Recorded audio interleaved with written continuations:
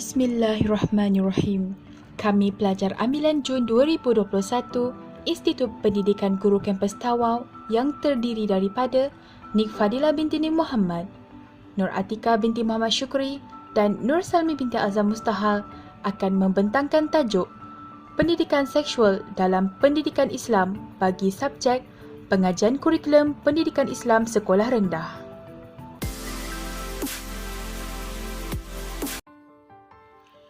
Saban tahun, masalah keruntuhan moral di Malaysia seperti kes rogol, penzinaan, pembuangan bayi, sumbang mahram dan pergaulan bebas semakin meningkat dan amat menggusarkan ke semua pihak. Semua pihak perlu memain peranan untuk membendungnya. Perkara ini perlu dirawat sebaik mungkin dari akarnya. Justru itu, Kementerian Pelajaran Malaysia telah mengambil langkah dengan memberi pendedahan tentang pendidikan seksual di peringkat sekolah. Walau bagaimanapun, buat masa ini, subjek yang bernama pendidikan seksual belum diwujudkan di sekolah kerana terdapat pelbagai isu yang masih perlu diselesaikan. Akan tetapi, pendidikan seksual ini telah diajar secara tidak langsung dalam beberapa subjek di sekolah seperti pendidikan jasmani dan kesihatan, pendidikan moral, sains, biologi dan pendidikan Islam dengan harapan mampu memberi pendedahan yang baik tentang pendidikan seksual kepada pelajar. Assalamualaikum warahmatullahi wabarakatuh. Saya Nik Fadila binti Nik Muhammad akan membentangkan konsep ataupun definisi seksual. Konsep seksual boleh dibahagikan kepada dua sudut pandang yang berbeza. Yang pertama, dari sudut agama Islam, yang kedua dari sudut pandang Barat. Konsep seksualiti Islam. Pendidikan seksual adalah usaha yang dilakukan kepada anak-anak untuk memberikan pelajaran dan pengertian kepada mereka untuk lelaki mahupun perempuan sejak mereka mulai memasuki usia baligh serta berterus terang kepada mereka tentang masalah yang berhubungan dengan seksual, naluri dan perkahwinan. Majalah Ikhlas tahun 2014. Manakala pendapat yang kedua iaitu Abdullah Nasir Ulwan. Beliau menggariskan pendidikan seks kepada anak-anak mestilah melalui 3 tahap. Pertama, tahap tamyiz ataupun dalam bahasa Arabnya mumayyiz yang berlaku antara usia 7 hingga 10 tahun. Pada tahap ini, anak-anak diajar mengenali identiti dan nilai diri yang berkait rapat dengan organ biologi dan perbezaan antara lelaki dan perempuan. Konsep bersuci juga diajar. Ibu bapa juga perlu memisahkan tempat tidur anak antara lelaki dan perempuan. Juga mengajar mereka cara ataupun adab untuk memasuki bilik ibu bapa. Tahap yang kedua, menurut pandangan Abdullah Ulwan, ialah tahap murahaqah yang berlaku antara usia 10 hingga 14 tahun. Pada tahap ini, anak-anak diberi pendedahan mengenai fungsi biologi secara ilmiah. Perkara berkaitan penutupan aurat lelaki dan perempuan, akhlak pergaulan lelaki dan perempuan serta menjaga kesopanan dan maruah diri. Ibu bapa juga perlulah mengajar anak-anak mereka cara mandi wajib dan apa itu persetubuhan.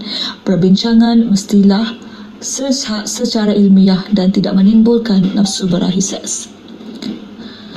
Pada tahap yang ketiga iaitu antara usia 14 hingga 16 tahun yang dikenali sebagai tahap baligh. Pada usia ini anak-anak diajar mengenai maksud baligh. Ibu bapa harusnya menerangkan bahaya zina. Seks sebelum kahwin sangat-sangat tidak diterima di dalam ajaran Islam. Penerangan mestilah menyentuh tentang keburukan zina dari sudut agama, kesihatan, psikologi dan tekanan emosi. Seterusnya, konsep seksualiti Barat. Menurut Sex Information and Education Council of the United States, sebuah organisasi kerajaan di Amerika, mentakharifkan pendidikan seks sebagai satu proses pencarian maklumat yang berterusan dalam membentuk sikap, kepercayaan dan nilai yang berkaitan identiti, perhubungan dan hubungan kelamin.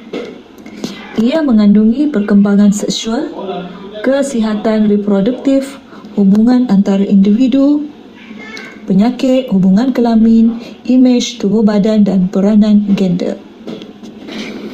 Isu yang menyumbang kepada pembentukan pendidikan seks sebagai salah satu kurikulum dalam pendidikan Islam ialah masalah sosial remaja ataupun masalah sosial dalam kalangan pelajar kita, yang mana mereka terlibat dengan perbuatan zina, pembuangan bayi, pedofilia, sumbang mahram, pornografi, seks bebas, sehingga menyumbang kepada penyakit HIV. Nama saya Nur Atikah binti Muhammad Syukri. Saya akan sambung kepada faktor-faktor yang mempengaruhi ke arah seksualiti. Faktor yang pertama, tiada pendedahan pendidikan seks. Kanak-kanak dan remaja kurang pendedahan tentang bahagian badan yang boleh disentuh atau tidak oleh orang lain. Kurangnya pendedahan ini memberi kesan melakukan hubungan seks luar nikah kerana mereka tidak memahami cara pergaulan yang betul dan selamat. Faktor yang kedua, pengaruh rakan sebaya. Rakan sebaya didefinisikan sebagai sekumpulan remaja yang sama dari segi umur, sosial, kelas dan minat. Kawan-kawan menjadi individu yang rapat dengan mereka dan dijadikan sebagai alat perbandingan dengan dirinya sendiri. Remaja mudah terpengaruh dan meniru segala perilaku rakan sebaya. Hal ini berlaku adalah disebabkan keinginan untuk mencuba sesuatu yang baru yang tidak pernah mereka lakukan tanpa memikirkan baik atau buruknya perkara-perkara tersebut. Faktor yang ketiga, kurang kasih sayang. Sikap ibu bapa yang tidak mengambil berat dan tidak kisah terhadap anak-anak. Menurut Menteri Pembangunan Wanita, Keluarga dan Masyarakat, Datuk Seri Rohani Abdul Karim berkata, sebilangan ibu bapa kini terlalu sibuk bekerja hingga anak-anak terabai, sehingga memberi kesan negatif dari sudut emosi. Faktor yang keempat, media sosial. Seperti mana yang kita ketahui, boleh dikatakan hampir 70% kanak-kanak dan remaja mempunyai telefon bimbit sendiri dan tiada kawalan penggunaan. Hal ini membuatkan mereka mudah terdedah dengan bahan pornografi dan terikut-ikut budaya dan pengaruh dari influencer yang kurang baik perilakunya. Selain itu, di media sosial juga mereka akan mula berkenalan dengan orang luar yang mereka sendiri tidak tahu baik buruk akhlaknya, hingga membuahkan bibit-bibit perkenalan yang serius. Contohnya cinta cyber hingga membawa kepada masalah sosial seperti kongsi mesej dan gambar lucah.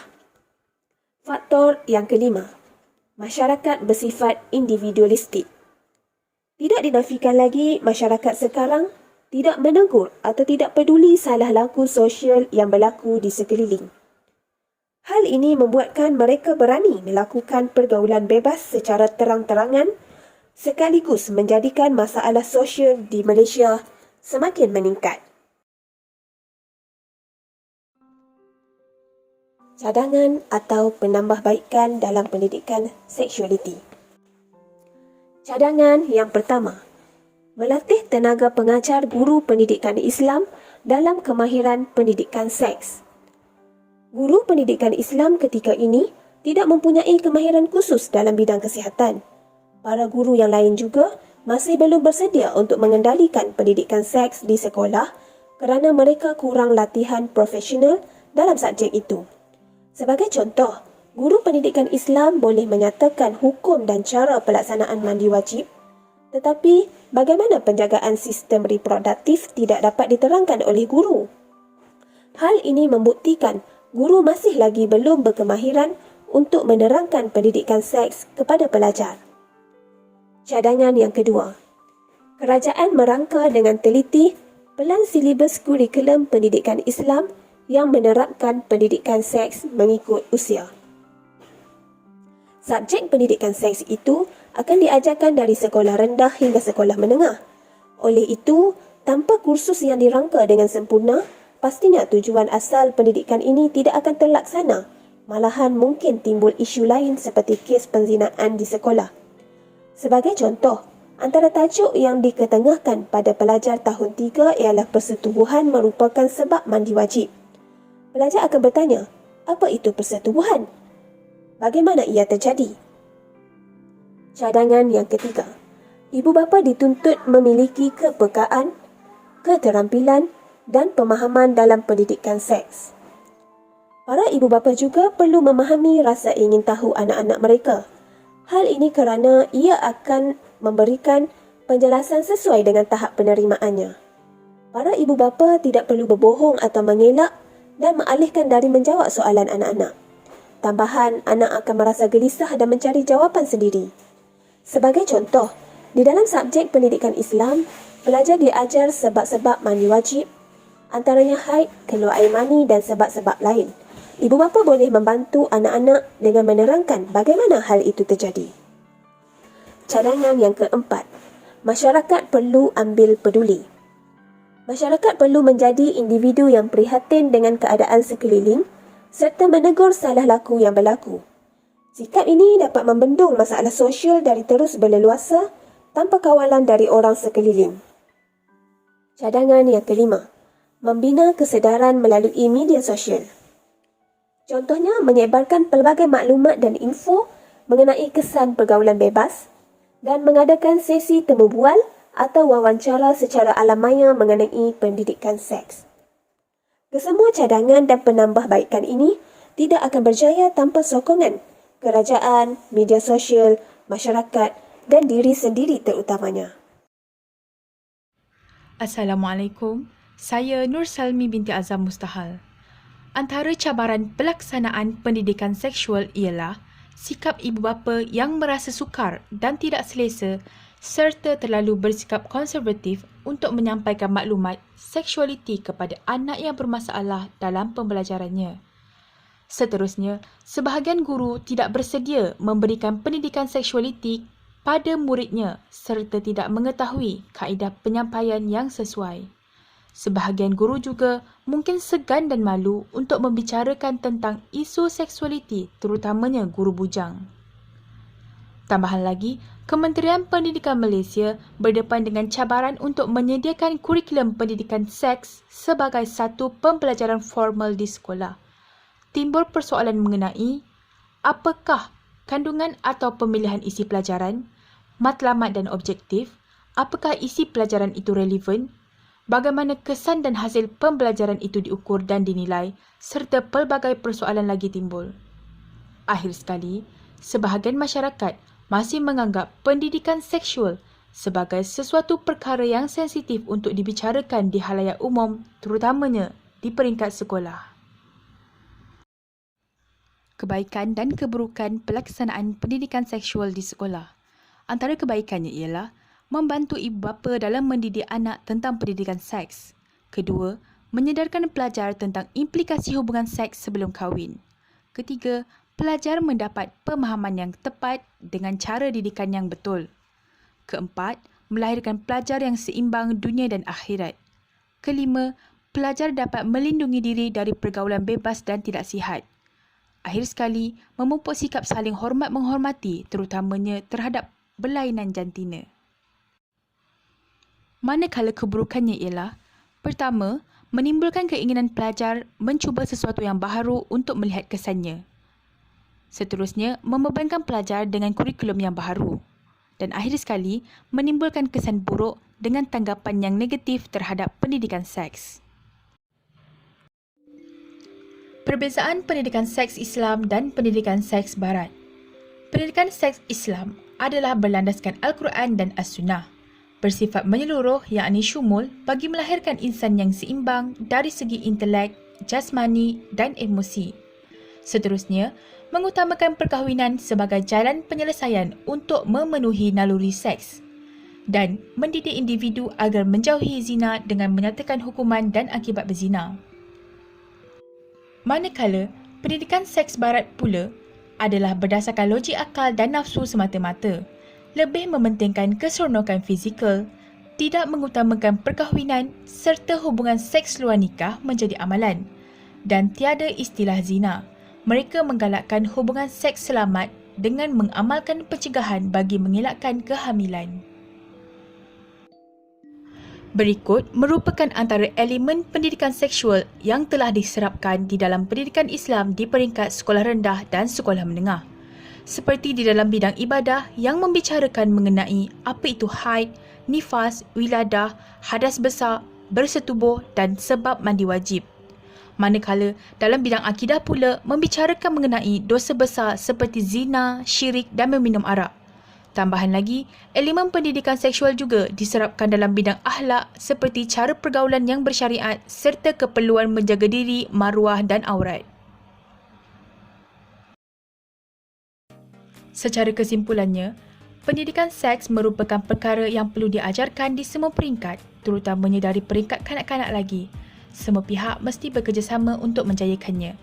Guru pendidikan Islam memikul tanggungjawab besar bagi memberi pemahaman pendidikan seks dari perspektif Islam.